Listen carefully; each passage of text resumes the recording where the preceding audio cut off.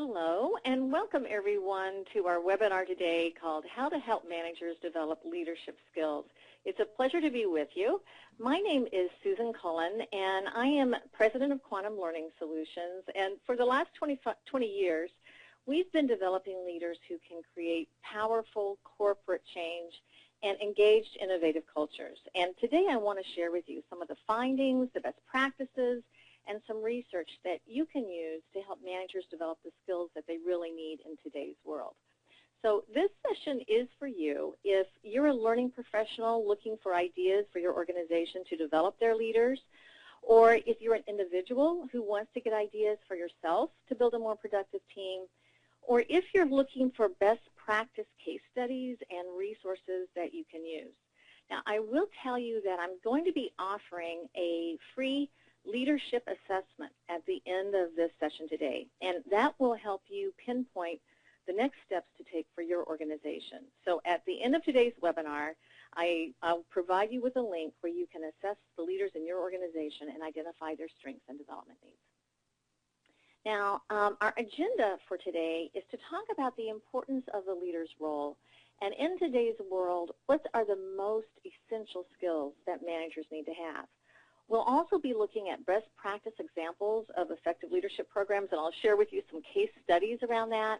And then we'll end by talking about how to assess the current skill of your own managers and supervisors. So I'm going to give you the best and the most that I can in this hour that we have together, but I can't put 20 years of experience into this hour. So I promise that before we end today, I'll share with you how you can get more information. I'll provide you with some additional resources, and I'm not going to leave you hanging. Okay, so let's make this very interactive today. There are lots of ways that you can communicate with us. One is by hand raising, and I'll show you where that is in just a moment. We'll have several polling questions, so please participate in that. And also feel free to ask us questions in the question box. Kathy Doris from our team is standing by, and she will answer many of your questions as you go, and then we'll also be talking about some of your questions at the end. Any of the questions that I don't have time to get to today in the session, I will email you a response to. So here's your first hand-raising question, and you'll notice that if you look next to your name, you'll see some icons right at the top, and you'll see a little hand there. So if you would like to raise your hand, let me know that you found it. This is your first hand-raising question. Please go ahead and click on that little hand, and that will raise your hand and enable me to see that you have found the hand-raising feature. So go ahead and raise your hand, and let's see how many of you found it, and send it over to us so that we can see that you have found it and that you're with us. So let's take a look and see. It looks like we've got about 67% of you that are seeing that hand feature go up. I'm seeing that go up now, 80%, 70% of you, 80%. So good job. I'm glad that you see that. We're going to be using that just periodically as a way for me just to check in and make sure that we're in sync together. I'm going to lower all the hands right now. You can lower it yourself by clicking it again. But there will also be some polling questions as we go. Use the question box to ask questions as opposed to raising your hands.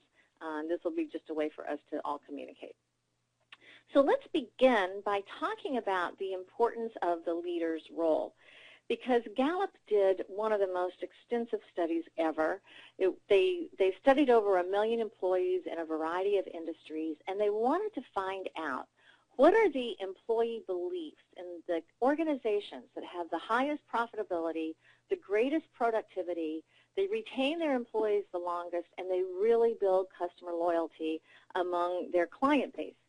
And Gallup went back to find out what it was that employees in those organizations really believed that was different. And some of the things they found were things like, I know what is expected of me. In the last 7 days, I've received praise for good work. My supervisor seems to care about me as a person. And when they looked at all of those beliefs, they basically boiled it down to recognizing that almost all of those things were directly influenced by that person's immediate manager or supervisor. And so after all of this was said and done, Gallup said that what becomes clear from this investigation is that while we tend to celebrate great companies In reality, there are only great managers. And it's on the front line that the hard work of building a stronger workplace gets done. Now, what that means is it's the one-on-one relationship that each individual has with their immediate manager or supervisor that's the one that makes the difference. Because of that relationship, they'll work harder. Because of that relationship, they'll be more engaged. Because of that relationship, they'll give their best every day. But the challenge that we see that happens is that we've got a real gap in the leadership pipeline. We have a lot of newer employees entering the workforce, and we have a lot of senior people that are beginning to leave the workforce. And in the middle, there's a big gap of people that are not prepared and ready to move in to take over the helm when the baby boomers leave. So what we know is that the workforce is currently composed of about 76 million baby boomers, but only 40 million Generation Xers. So as the boomers retire over the next few years, that gap is only going to increase. And this is a real problem for a lot of organizations. In fact, one organization, OI Partners, which is a global career transition firm, they found that 54% of companies surveyed feel that they do not have enough candidates ready in place. They don't have enough leadership successors in place. And this survey was pretty extensive. They did it with 212 primarily large and mid-sized employers throughout North America. So they saw that there's really a challenge here. We don't have enough leaders ready to fill the gap that we have. So here's your first polling question that I'm going to bring up, and I'm interested in giving you a chance to benchmark yourself and see this for the rest of the team and who was in the session today with us. And so the first question that's coming up on your screen is this question about how would you rate the leadership pipeline in your own organization? And do you think you need more managers and supervisors trained for the future, or do you think you have enough managers prepared and ready to go already? So it looks like we've got a lot of answers coming in at this point, and they're still coming in, but we've got a lot of really definitely one that's very, very strong answer here. I'm going to close down the polling and share with you what we saw. And one of the things that we can see is that we've got 72% of you who are saying we need more managers and supervisors trained for the future. We've only got 19% who say we have enough already. So we can see as we look at this that there is a huge need to get managers and leaders trained and effective and ready to fill that gap to lead us into the future. And what we see basically is that the C-suite, the CEOs in your organization, they recognize that there's a competitive advantage, that you need to have prepared leaders, and that if you're going to really grow and meet the needs in the future, it's absolutely critical that what we do is that we have a path to leadership.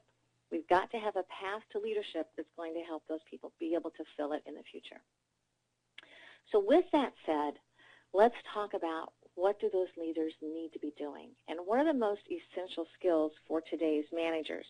And there are a lot of essential skills, but I've narrowed it down to three. These aren't the only three things that we address, but these are the three things that we see are most critical in today's world. And the first one is to really understand how to build an engaged team, how to really focus on having people feel that they want to come to work every day, that they want to give their best every day, and that they're working collaboratively together. And then to coach them to really focus on performance, on how they can consistently improve and develop, and looking at the things the leader can do to do that in a way that inspires and motivates them. And last but not least is to enhance innovation. And so many of the CEOs that we work with today, and we talk about what is it that they most need in today's world, they recognize consistently that having the ability for them to innovate new solutions to their clients' problems or faster and better ways to serve their customers, that becomes what gives them a real competitive edge in today's world. So that is also driven by your leaders, your managers and supervisors in your organization. So we're going to go through each one of these one at a time, and I'll share with you some additional research and some best practice ideas around each of them as we go. So let's start first with this whole idea, the first of the 3 skills, which is building an engaged team. And let's begin by defining what do we mean by engaged employees. How would we recognize someone, an employee that was highly engaged? And we see that engaged employees are those who are mentally and emotionally invested in their work, and they want to contribute to their employer's success. So they're really looking at everything they can do to help the company grow, everything they can do to align with their leader, everything that they can do to provide additional service to their clients. Now, a lot of people can think that engagement is a soft skill, or engagement is a nice to have, or engagement is something that would make the workplace more pleasant, but does it really have a bottom line impact? And this is one of the most recent studies by Gallup, where they're seeing that having an engaged culture is a true market advantage. In other words, what they see is that when you have a truly engaged culture, you have a 37% reduction in absenteeism. Turnover is reduced by 25%. We see less shrinkage, significantly less safety issues, patient safety incidents. So we see that there's a lot less of those things that you don't want to have happen, and a lot more of those things that you do want to have happen. What I see that's really key is that there's 10% higher customer satisfaction, but 21 to 22% higher productivity and profitability. So in having an engaged culture is not a nice to have, only soft skill, feel good type of thing. It has a real bottom line, hard impact on organizations' productivity. Now, what is also interesting here is that Aon Hewitt did a study where they found that even an incremental impact on engagement has a huge impact on profitability. So, for example, they're using the illustration of a $5 billion organization. If they only had 1% improvement in employee engagement, that equates to $20 million of profitability. A 5% improvement is $102 million. 10% is $204 million. So once again, we see this makes sense for your organization, that building an engaged culture has a huge impact. Now, a lot of you are probably familiar with the Gallup studies and all that they've done. I think if we go back to one of the first ones starting in 2007, we found in 2007, or Gallup found in 2007, that only 20% of U.S. workers in the U.S. are really engaged. 26% is a very small number. The good news about this is we are seeing progress. We are seeing some progress between 2009 to 2012. This is the latest data we have from Gallup. And we see this most frequently among managers and executives. So what this tells us is that as we are seeing most improvement among managers, I believe that now is the time that managers need to take what they know about engagement, what they've seen from inside themselves and internally, and now leverage that with their teams and with the workforce at large. And it's time to really focus on doing that. Now, one of the things that the American Society of Training and Development has found, and I think this is really consistent with what Gallup said initially as well, is that good relationships between employees and their immediate supervisors are far and away the most important driver of employee engagement. So once again, what we see here is that 91% report that it's the relationship they have with their immediate supervisor that's what drives their engagement to a high extent. Now that is really telling us loud and clear the importance of the role of the manager and supervisor, going back to what we mentioned just a minute ago. So when we look at that relationship of the supervisor and manager to engagement, we see that trust and engagement are intimately linked. That 8% of employees who trust their managers to a very great extent are also the most engaged group of workers.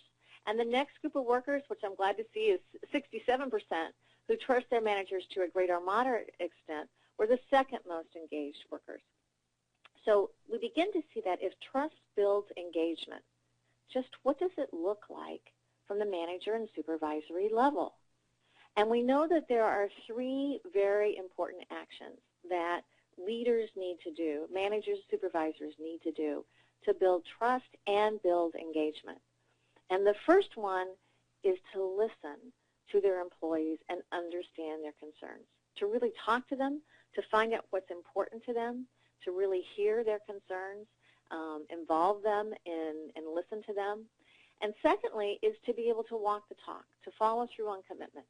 So if the manager or supervisor says they're going to be there, they need to be there. That if they say that they're going to do something, they need to do it. If they're asking the employee to do something, they should be able to do it as well. And last but not least, and this one is very powerful, and we see this in all of our programs, it's encouraging them to offer ideas and suggestions and listening to those ideas when you do hear them. Encouraging them to share their thoughts about how can we be more productive. Encouraging them to share their thoughts about how a problem can be solved. Encouraging them to share their thoughts about what they think is really important. And as they do that, they feel more valued. So you've got to build these when in any type of leadership program that you develop for your organization. You've got to make sure you've got these elements of building trust and engagement built into it. Let's talk now about a manager's ability to motivate and inspire their staff. And this is another really interesting study. And I'd like to see here if we go back and we look at what this is telling us, we begin to see that of these 10 elements of what people most want from their jobs, there was a group of managers that thought they knew what employees wanted, and they asked the managers what they thought employees wanted, and then they asked employees what they wanted. And the managers erroneously didn't have it right. The managers thought that what they wanted were the financial kinds of things. So what we see here is they thought they first wanted good wages, they second wanted job security, the third thing they wanted was promotion and growth. So they thought that they were driven purely by financial incentives. And then when they went back and they asked the employees, it was something very different. And what they found is that the key thing that people wanted was full appreciation for work done. The second thing they wanted was to fill in on things, especially things that impact them. The third thing they wanted was to have someone, this kind of surprised me, sympathetic understanding of personal problems, but I think it means being heard and understood. Then came job security. Then came good wages. So basically it looked like this. These were the top 3 things they wanted. Then came the financial parts. Not to say it wasn't important, but it wasn't the most important things. And where we see that this really comes into play is that if you see someone who is leaving the organization, they may tell you in an exit interview, well, I'm leaving because I got a better job offer. When really something happened that preceded this, where they didn't feel appreciated, they didn't feel in on things that impacted them, and they didn't feel heard and understood. Now, they may tell you that it was the financial part, but it's not what incited their desire to leave. It's when one of these top 3 things didn't happen that they decided, well, maybe I will take that recruiter's call, or maybe I will actively go out and look for another job. So I'm curious at this point, I want to just check in with you. If you could raise your hand and let me know if this confirms what you sense is true within yourself as well. So remember, you can see the hand-raising feature just to the left of your name, and there's a place where you can raise your hand there, and just let me know if we're in sync, and if this makes sense to you, that you can see how those top 3 things would be the 3 things that would be critically important to someone, that's what that makes sense to you, that it isn't just always the financial part, that a lot of it is feeling appreciated, feeling in on things, and being heard and understood. And it looks like, we had 62% of you absolutely recognizing that. So I'm going to lower all the hands now, and thank you for that. It looks like we're in sync there. Now, we know that there are people, when they leave, there are people that quit and leave, and then there's people that quit and stay. You know what we mean about the difference. But here's another interesting part about that. 79% of employees who quit, either quit and leave or quit and stay, they quit because they don't feel appreciated, and that's one of the key reasons that they leave. So we know, when it's all said and done, that people have a fundamental human need to feel respected, to feel valued, and it's recognizing and appreciating them is actually really one of the most powerful tools for enhancing engagement. So I'm ready to see your thoughts about this one. Let's do another polling question and see what your thoughts are about your own organization. So the next question that's coming up on the screen is asking you if you think your organization could improve by showing appreciation more. So let's just let us know, yes or no.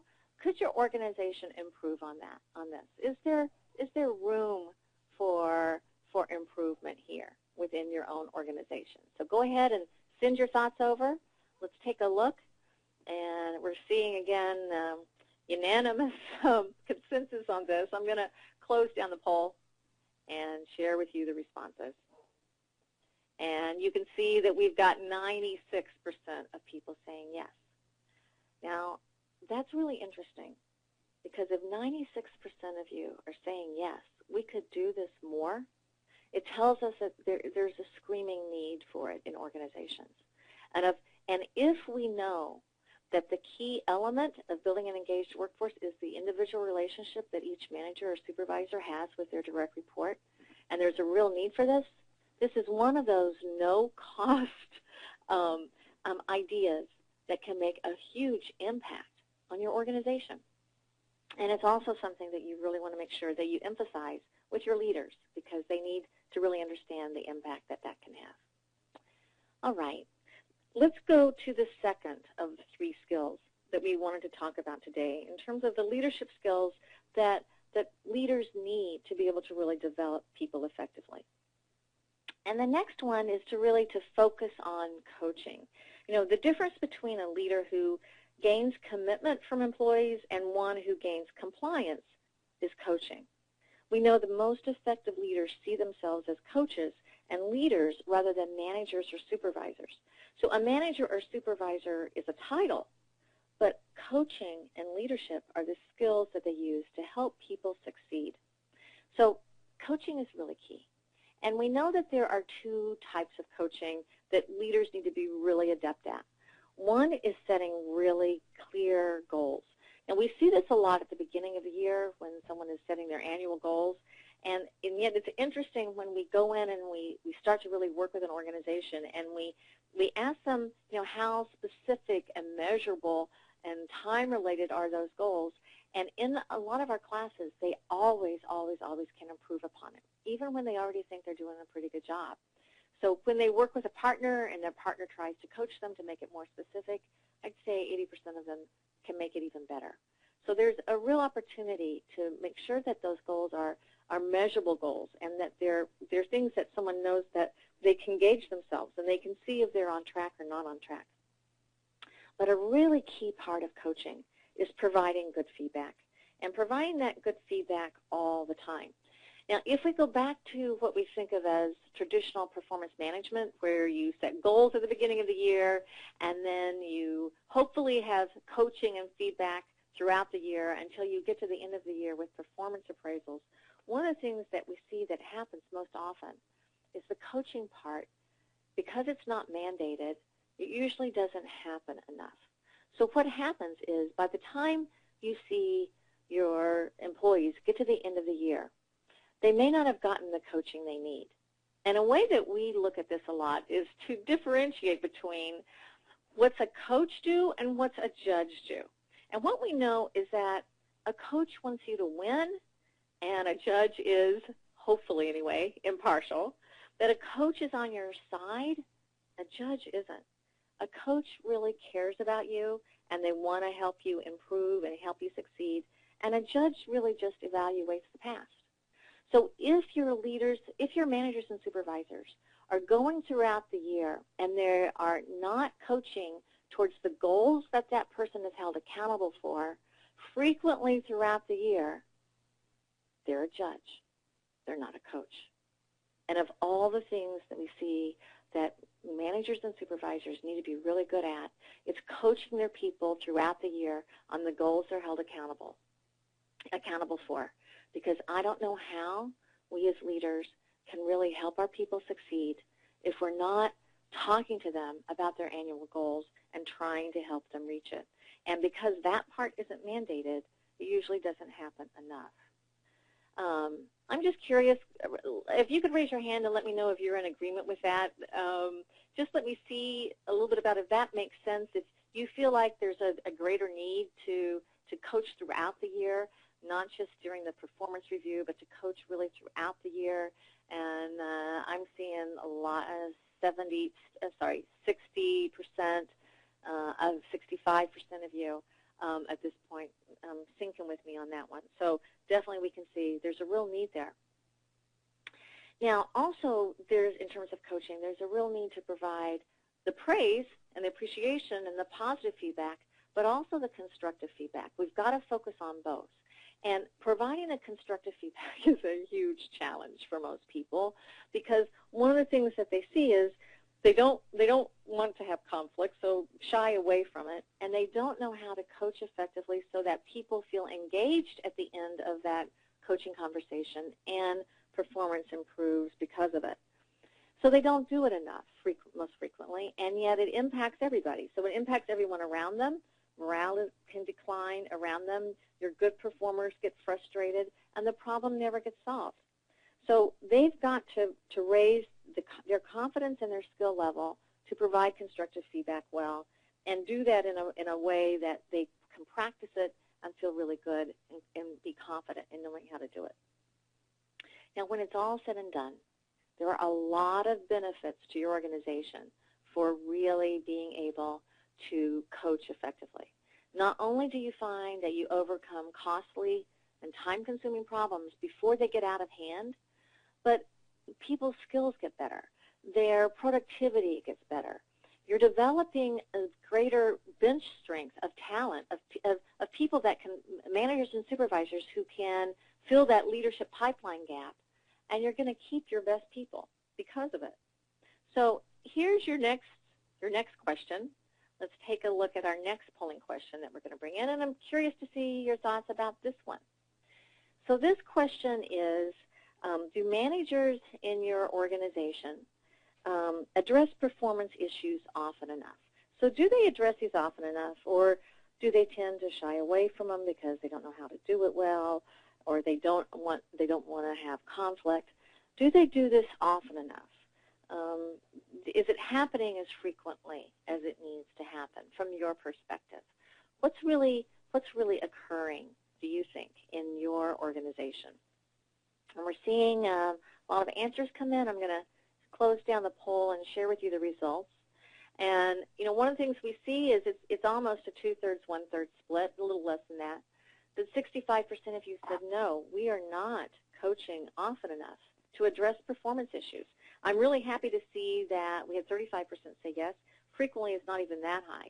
So I'm glad to see that happened. But in any event, what we know is, by far, roughly 2/3 of you feel like they're not doing it well enough. And if they're not, what's happening is it's impacting other people in the organization as well. So they need skills to be able to do that. Let's talk about our third area today, where managers and supervisors really need to enhance their skill level. And this is really around enhancing innovation, encouraging innovation. I want to share with you a study from McKinsey that I think is really, really important, that more than 70% of senior executives say that innovation will be at least one of the top 3 drivers of growth in the next 3 to 5 years, yet 65% of them are disappointed in their ability to really stimulate innovation. And 94% say that leadership and corporate culture are the most important drivers. So now we see there's also a real opportunity. This is also really significant, that if 70% of senior executives say innovation is one of the key drivers we have if we're going to succeed in the future, yet we don't think we're doing it well, and we know that a lot of it is coming from our leaders, then we begin to see how important, again, your managers and supervisors are towards really being able to achieve those corporate objectives that your senior executive team really wants to see happen. That's going to really help your organization stay on the map and help your organization have a competitive advantage. Now, as you can see here, the American Society of Training and Development shows that when people were asked, to what extent would you consider your organization to have a culture of innovation, we begin to see that just over a third believe to a high or very high extent. So that's the gray and the black boxes. So we see all the rest of us, about two-thirds, have lots of room for improvement here. Now, those of you that are in the learning function that are joining us today, your role is really significant, because what we see here is that organizations that have strong learning cultures are much more likely to be strong innovators in the market. They're much more likely to get to market before their competitors, and they're much more likely to develop the skills needed to meet future customer demands. So if you're from the learning function, if you're a learning professional, don't ever underestimate how important the value is that you can bring to an organization through learning and development, especially when you're focused on helping your managers and supervisors gain the skills they need to help do that. Now, we can also see that there's a connection between engagement that we talked about before and innovation. And Gallup's global research here, again, found that engaged workers drive innovation. So we begin to see that it all comes back again to the role of the manager or supervisor to be able to build that engaged workforce that's innovative and poised to consider new solutions to problems. So here's the next question. I'm going to bring the next one down for you to answer, and we'll launch this one. And that is that our organization could benefit by placing more emphasis on innovation. And let's give you a chance to answer this so that you can benchmark yourselves against other participants in the session. How much, or actually what percentage of you do believe you could enhance innovation, that there's room for improvement to focus more on innovation within your organization? And I'm going to share with you the answers. And we can see there's a whopping 91% of you who are really saying that, yes, we need to place more emphasis on innovation. This is something that could make a big difference for us. And once again, we recognize that a lot of that comes from what the leaders and supervisors are doing. We also did a webinar about 2 months ago on more specific strategies for enhancing innovation, and that's available if you have an interest in it. It's recorded, so you could go back and access it. So when one company was, or when one survey was done with 17 industries worldwide, one of the things that they found is that when they went back to find out what's the greatest challenge for delivering business results in an innovative way, once again, they find the biggest challenge is leaders creating a climate for that. So I know we keep talking about this, but in so many different areas, it keeps coming back to the point, to the real key thing, that management and leadership, managerial and supervisory training is really important for organizations today. And we see this again in the American Society of Training and Development State of the Industry report. And that's because we have a gap in the leadership pipeline. We don't have enough managers prepared, that managers are not where they need to be, and the leader's role is essential for building an engaged workforce, for coaching to get better results, and for building a more innovative culture. So with that said, the question then is, okay, so how do we do this? How do we put it together so that in the most effective way to really get the impact that we want? And I want to share with you some best practices for effective leadership development and share with you some case studies, some course designs that we've used that will indicate how we've implemented those. So the key point, the main point, I mean, there's a lot of best practices. I started when I was structuring this together to give you a long, long list of best practices. But I think instead I focused on this key point, that you want to structure your course so that it is a process and not an event. So in other words, I always shudder when I hear about people taking a one-day class or one-day program and then it's over and they put the workbook on their shelf and they wipe their hands and say, okay, I'm done, I can check that box off, because that's not real learning. That what you want to find is that the way we learn as adults is that we learn by having an opportunity to discover for ourselves what the real key point is, to create targeted plans that we can implement, and to practice putting those in place and having many touch points throughout a period of time. So here's an example. I will share with you two examples. This is a program we call it the Foundations of Leadership program. One of the things that we encourage people to do in this session is that we like to use assessment instruments because it raises people's awareness about themselves and where they can improve. You can see there are a lot of topics here. We always customize these to the client's key things. So in this particular case, this is to the client's key core values and competencies. We have a lot of learning games built into it. We have case studies where they have to tie everything they've learned together that are customized for their industry. And it's really very action-packed and very interactive. But one of the most important parts and the key elements involved in it is that there's a lot of emphasis on reinforcement.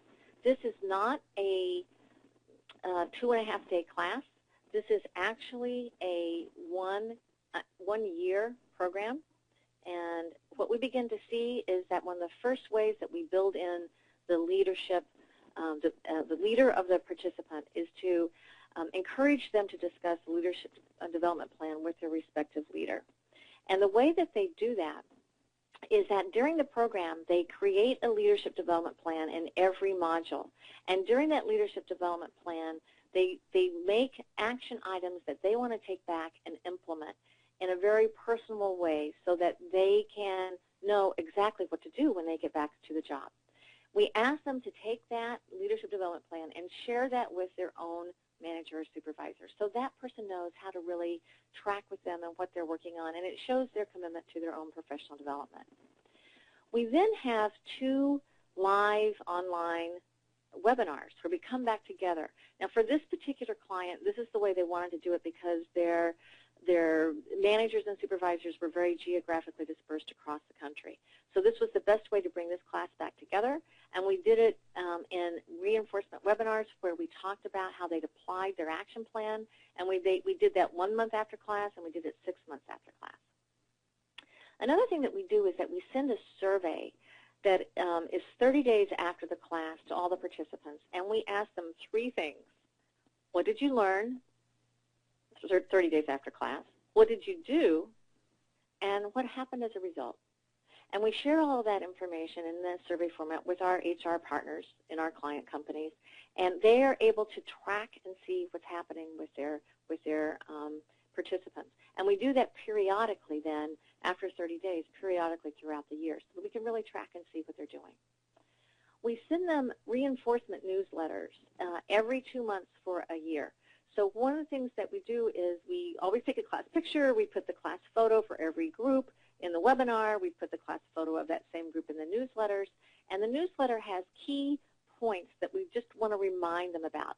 They're not long, but they're key touch points. Remember to do this, remember to do that, remember to coach, remember the skills we talked about, remember to praise.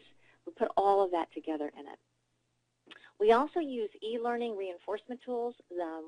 So a reinforcement e-learning course is sent 60 days after class.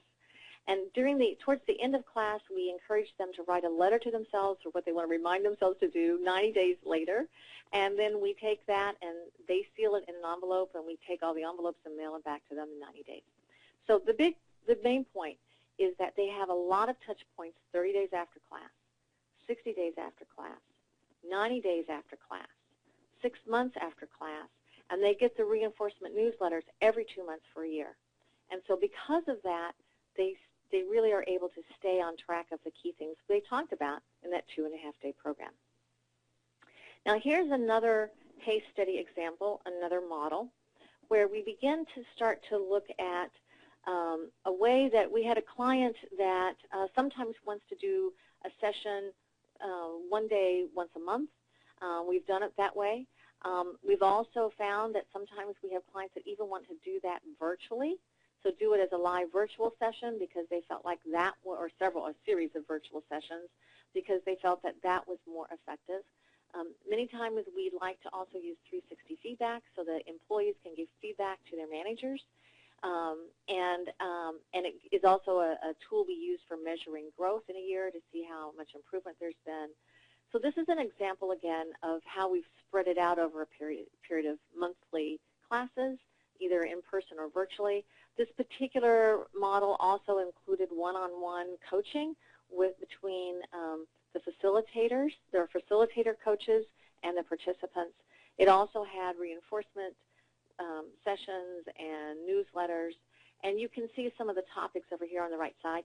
These topics were a little different because they were based on what the client was interested in.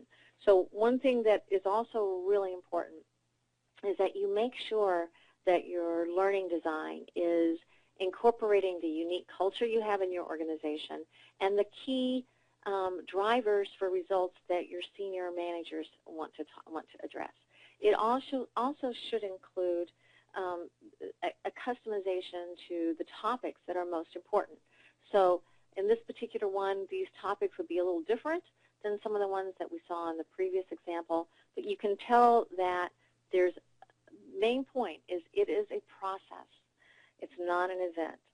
And one of the key things you want to make sure that you're doing is that you're getting a return on the investment you have in your efforts to really train your leaders, and that the time that they spend in a session is only a small part of the whole process. You want to make your learning a process and not a result. I'm sorry, and not a event. So let's talk about what we've seen as some of the results that we've received. I will tell you that we had an independent consulting company who went back to measure results of some of our programs. And this was really done for a client that we have done a lot of leadership training for many, many, many years. And as they started to focus on improving their processes organization-wide, this was one of the things they looked at with that consulting company. And so what the consulting company did is they went back to participants who had completed the leadership program 12 to 18 months earlier. And they met with them in one-on-one interviews, and they also did survey feedback, and they captured a lot of information from them. And they found that 12 to 18 months after they completed the leadership program, 80% of them are still applying the skills learned on a regular basis, at least a year, sometimes a year and a half after the class was over. So you can see, for those of you in the learning industry, you know these are really high numbers. And the reason I believe that we're getting those kinds of results is because of the focus on customization, it's the focus on making the program really interactive and fun, it's the focus on having an action plan, and it's a focus on making it a process. So it's really a process, it's not an event, and I think that's really key. One of my personal passions is that learning really should not equal attending, that learning really equals change. And so what you want to see happen is that your leadership programs are getting the results for you that you really want. So let's talk about kind of what might be some resources that you could use. And I know that I promised you when we started that I wouldn't leave you hanging, and that I'd like to leave you with an opportunity to take a complimentary assessment to identify the leadership skills in your organization right now, because this will help you really see for yourself where are we strong, where are we not strong, and where do we need to focus.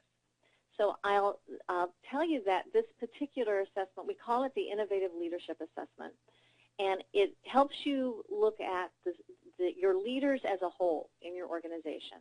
And it looks at these 5 different areas. How aligned are we on our vision and mission?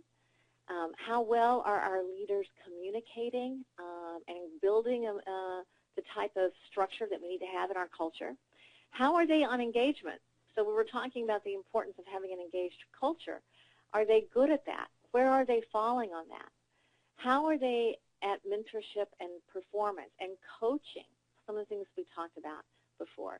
Are they able to really mentor and enhance performance and address performance issues and coach throughout the year? And how are they at building a climate for innovation within our organization? And as you take this, one of the things that you'll notice is it's not going to take long to complete, and at the same time, you'll be able to review your results immediately upon completion. So at the end of it, there is a place where you have an opportunity to indicate if you'd like to have a strategy session. This is a private conversation that you have between the two of us, where I'm able to help really interpret the results for you.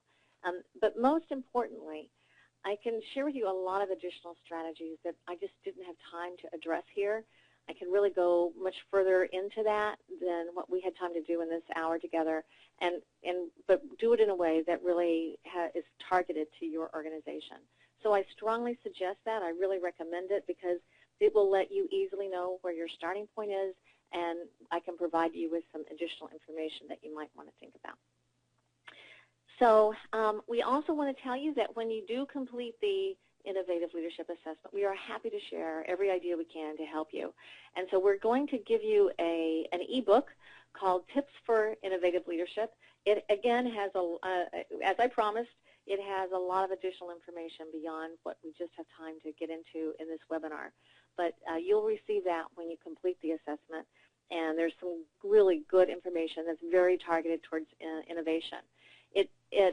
There is also the webinar that we did a couple months ago on innovation that will go even beyond that, which if you have an interest in when we ask you for your feedback in just a moment as we close down this webinar, you can indicate if you'd like us to send you the recording for that webinar as well, and then we're happy to do that because that really gave some real tangible things that people from the learning profession can do to build a culture of innovation. So let's summarize what we've talked about, and then I'll have some time for questions and answers. So in summary, our agenda was to focus on the importance of the first-line manager's role. I hope through some of the research we shared today that you can really see how critical that is for your organization. And some of the most important skills that today's managers really need to focus on. There are a lot of key things that if they make a few changes can have a significant impact on your organization's ability to be more profitable and more productive in the future. I hope that some of the examples I showed you at least started to whet your appetite about what's possible, and that it raises the bar in terms of what you expect from any type of training vendor that you choose to help you develop those leadership programs, because you really want to maximize your return on investment, and you really want to make sure that your leadership programs have lasting impact. And I hope then that you will take us up on the ability to assess the current skill of your managers and supervisors, because I think that's always the next step is for you to get some feedback for that for yourself. Now also, we are happy to share some additional tools for your ongoing development. We have a really robust blog, and you can see our blog address is quantumlearn.com/blog.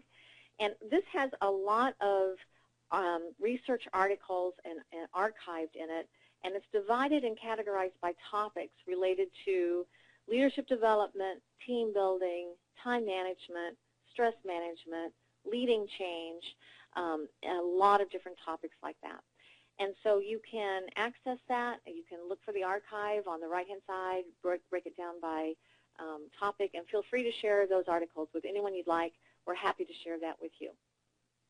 Also, we are going to be offering a virtual course, a live virtual course, starting April 10th, called Fundamental Interpersonal Skills for Leadership Development.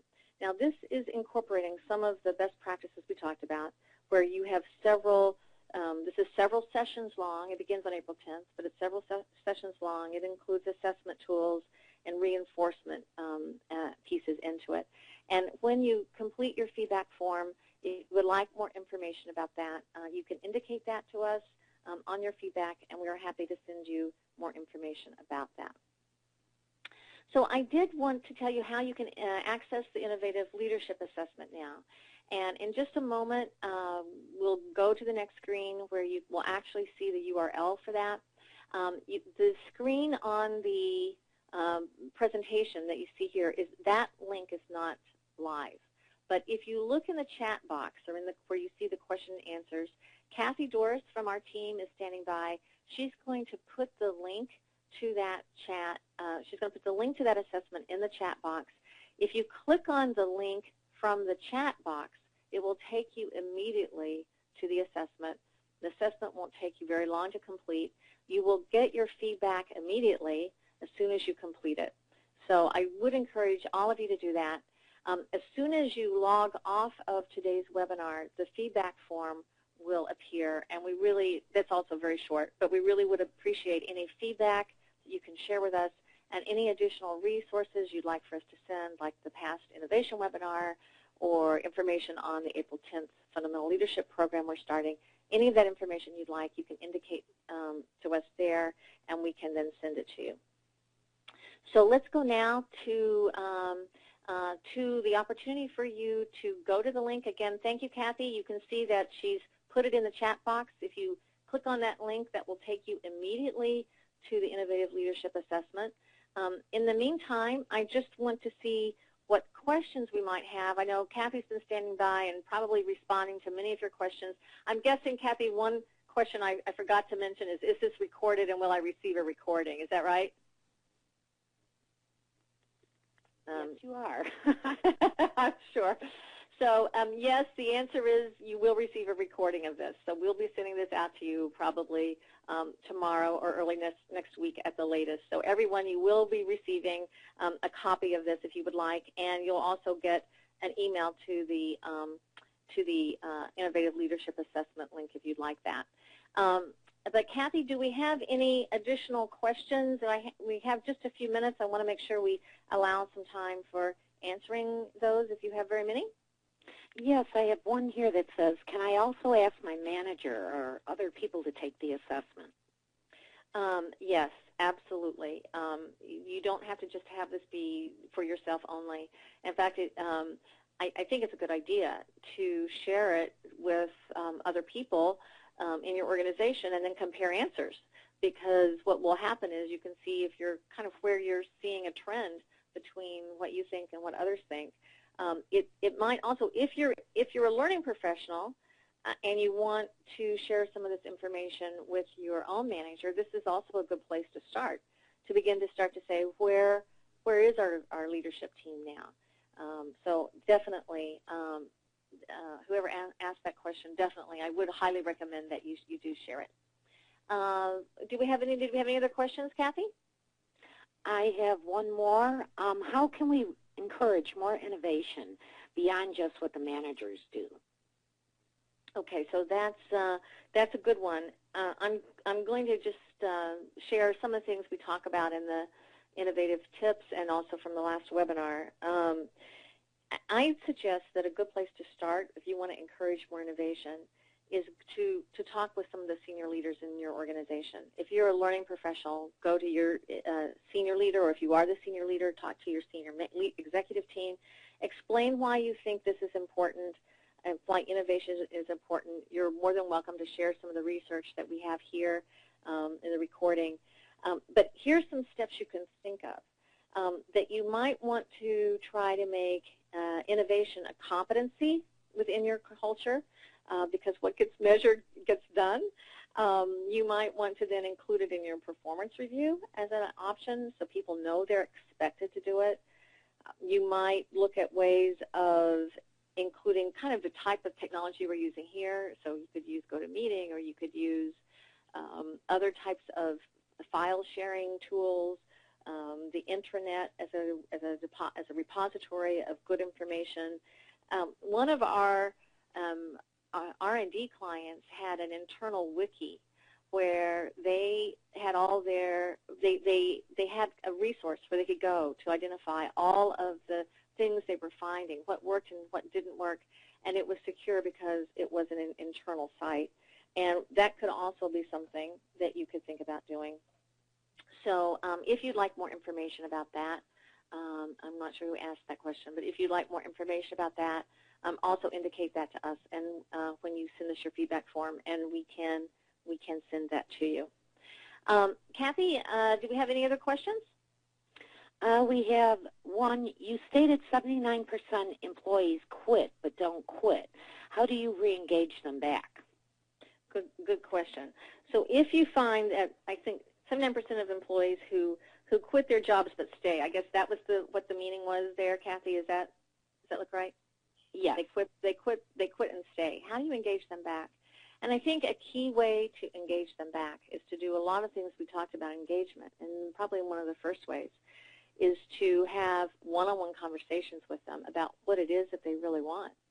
And when instead of thinking about having exit interviews, think about having stay interviews. So what is it that they really want? What will make them happy? Can you give them what they want? And let them know that as a manager or supervisor, again, that you value their contributions and that you see what they've done that has been a benefit to you. So a lot of that is going to come from the one-on-one conversation between the manager and that direct report. And probably the most important thing would be to have, what we call a stay interview. I think it really makes a lot of sense to do. Any other questions, Kathy? Yes. For the people who are working on the assessment, when you go to the assessment, it's not like you check a box. You would click on the little square and slide it over in order to, put down what your value is. Good because point. People I'm not are seeing sending me a bunch of questions, okay, saying it's not working. So you would just click on the little box and it'll slide over, and you can go, up to 10. Yes, it's like a slide rule as opposed to a click on the box type of thing. So right. I'm glad that you're able to see those questions, Kathy, because I'm not seeing them now, and so you definitely this was timely that you were able to address those. So I hope that makes one more sense. question for you also. Mm-hmm. Okay. What type of training do you recommend for the employees to help them become more innovative? For example, brainstorming techniques, etc. Yes. Okay. So for the employees, not talking about the leaders now. It sounds like this person's looking for the employees. Right, the employees. Right. Then I do believe brainstorming is really, really important. Also, creative thinking. There's whole courses available on how to think creatively. Another thing is to make sure that you've got the structure to encourage people to have the freedom to be creative. So that some of that comes from the leader, some of that comes from the organization. That it is encouraged. But there's a lot of research around the way the brain works, the way we become creative. Brainstorming is an excellent way. One thing I've heard a lot of people do is that they actually have structured brainstorming sessions, and they have to start those sessions always and have a facilitator, a monitor of those, to make sure that we aren't judging those ideas, but that we are truly knowing that we're going to be free form in the process. We also find sometimes that really good creativity comes from having people who have different creative talents on a team. So some people are your creative big picture thinkers. Some people are good at advancing an idea and kind of marketing the message so that it makes sense to people. Some people are good at refining that idea and poking holes in it and figuring out why we can't do it. And some people are really good at executing it once it's in place. And so we know that the innovation process goes through those 4 steps, and we can actually assess and give people an individual assessment on which one of those 4 steps they're the best at. Now, when you have the creators in the same team meeting with the refiners, you can get stuck in a loop where they're saying, yes, but this is why it won't work. Yes, but this is why it won't work. And we find that having advancers, having an advancing stage or having a creation stage where everybody understands we are just going to brainstorm now and making sure we stay on that process, and then we try to advance it, and then we have a particular phase where we try to refine it. As you do that, you can enhance innovation. You can get ideas at a point where they're able to be executed much more quickly. And I hope I'm making sense here. If the person who asked that question would like more information, please just send me a note in the feedback box, and I'd be happy to send you more information on that.